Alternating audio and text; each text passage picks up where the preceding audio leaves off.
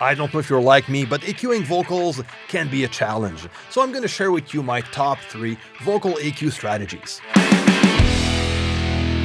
Hey, what's going on, my friend? Chris Salim here from Mixdown Online. Good news, I have a free gift for you. This time, it's a free guide on how to EQ vocals. The link is down below. Don't miss this one up. Okay, now let's jump right into today's video and talk about those 3 vocal EQ strategies that I want to share with you. The first one is to take the time to evaluate the vocal sound you're working with. And this is something that a lot of people don't take the time to do. The biggest mistake that someone can do is to just insert an EQ plugin right away and just use a preset or just use your default cutting and boosting values that you're used to make, without evaluating what needs to be done in the context of the mix. And this is very important to take the time to do so. Adding an EQ on a vocal is not a one-size-fits-all. A vocal sound is going to sound different from one singer to another. If you're dealing with a male vocalist, it's going to sound different than a female vocalist. The key of the song also is going to affect the vocal sound. Same for the microphone selection. The distance between the singer and the mic will be a huge factor on the vocal sound. The feel and emotion that the singer will perform with will also be a key factor. And for sure, the style of music is also going to be a huge factor on the vocal sound. If you're working and mixing with a singer-songwriter type of production where you only have to deal with an acoustic guitar and a voice, you're going to EQ that vocal differently than a pop song where you have to deal with 50, 60 tracks, in the very dance mix. Now, in this situation, your vocal EQ decisions are going to be different compared to the singer-songwriter production. So that's why it's important to take the time to listen to the vocal sound in the context of the mix. So just pop on your mix, bring on the vocal, ride the vocal throughout the mix, while you're listening to the mix to make sure you have a good balance throughout the mix, and just try to evaluate what needs to be done and just point out the problems that you're facing while you're listening to that rough mix of the vocal within your actual mix. Now for the second strategy, clean up the vocal. And this is something I do once I'm done evaluating what needs to be done on the vocal. So cleaning up the vocal is the first part. First, I'm going to get rid of the low end of the signal. Everything below 50 hertz is going to go away. I don't need that. It's not even part of the vocal sound. And what ends up in those frequencies are mainly unwanted noise or some rumble sound that, even if we don't hear them much, not taking care of those frequencies can hunt us down later on during the mix, by reducing the amount of dynamic range of a mix. So that's why I just cleaned that up to at least 50 hertz. And that will depend on the vocal and production I'm mixing. Okay, so that can go up to 100 hertz. So between 50 hertz to 100 hertz is going to be my range, and that will go according to the vocal I'm mixing. Then I'm going to focus on 100 to 400 hertz, and this is where the fundamentals of the vocal lives. So it's a very important band of frequencies. This is where you're going to get some intimacy, warmth, proximity effect, but also some mud, so you need to be careful with that region. This is a region where most of the time I'm going to end up with some buildup going on there. And my goal is to hear the fundamentals of the vocal clearly. When that is done, I'm going to end up with some warmth and not mud. Now, by clearing that up, that is going to open the sound and make the full vocal sound way more clear in general. So that will probably make some higher frequencies more present, and maybe you'll be able to notice some sibilance problems. So that's why I'm going to look for that right after. I'm going to look for some sibilance problems that I might have on my vocal sound. And now we're talking about 4K to 9K or something like that, depending if you're mixing a female vocalist or a male vocalist. So when you're getting those S's and T's, frequencies that are overwhelming that region of frequencies, you need to tame them down by using a de-esser or a dynamic EQ, or you can actually tame them down manually. I made a video on that. I'm going to leave the link right on top and down below if you want to check it out.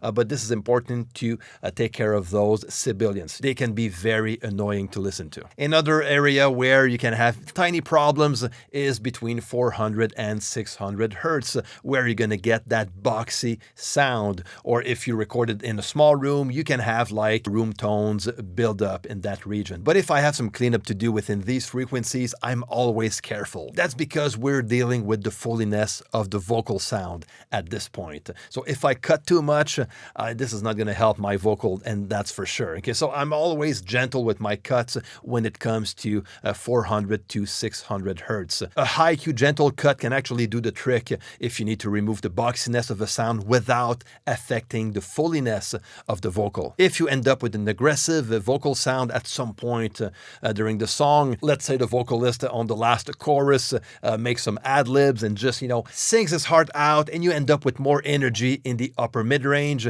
that can create a more aggressive type vocal. And now we're talking about 2.5K to 4K or so, so that can be an area where you can tame that down to get a more smooth vocal sound at some point during the song. Now, if that doesn't happen on all the song, like using a regular EQ cut might not do the trick, but working with a dynamic EQ might help a lot, where you can only focus on compressing only X amount of frequencies when you exceed the amount of threshold. So this is very practical. Now, if you want to know more about dynamic EQ, I think I made a video on that before. I'm going to link it down below. But it's a very practical tool when EQing vocals. And we also have a dynamic EQ part of Frequency 2. That is a stock plugin out of CUBASE. And there's also a free plugin available that I'm going to link below if you want to check it out and you don't have CUBASE 11. The 1K to 2.5K is a frequency range that is very sensitive to humans. And that's the thing with us humans. We know how a vocal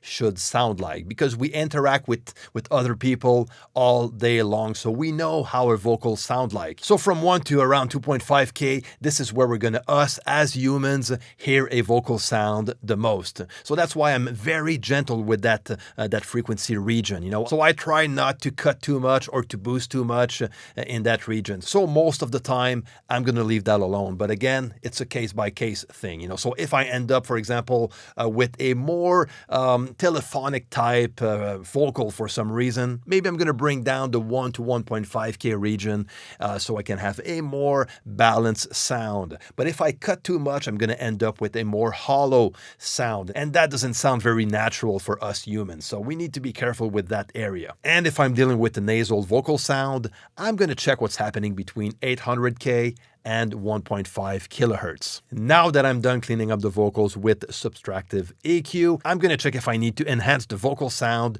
with some EQ boost. Now, if I need to add a bit of brightness to my vocal sound, between 5 and 6K is a good way to start. But be careful because that can also enhance some sibilance. So it's always a matter of balance. But sometimes what I also do is to add some air to my vocal sound. And now I'm talking about super high frequencies, like 16K and above. And for that, I love to use a vintage type EQ, which is going to give me a bit more color and character, and which will sound a bit more musical compared to a surgical type EQ like Frequency or the FabFilter Pro Q3.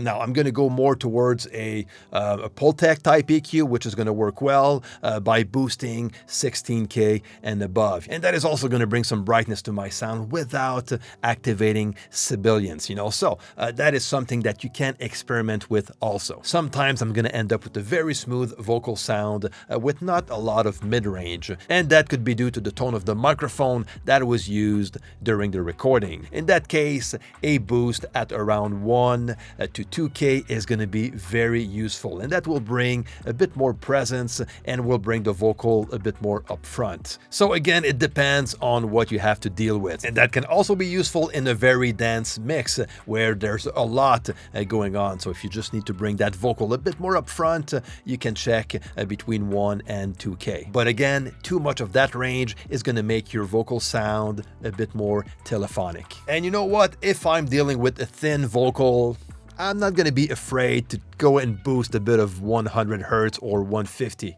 That can actually do the job pretty well. So if we look back at the 3 vocal EQ strategies, we have evaluating the vocal sound, clean up the vocal sound, and enhance the vocal sound. So those are my 3 vocal EQ strategies. I hope that was helpful. If so, share and like this video, and that actually helps the channel a lot. And if you're not subscribed to the channel yet, please do so by clicking the subscribe button below and the notification bell so you don't miss anything. Don't forget you can leave your questions and comments down below.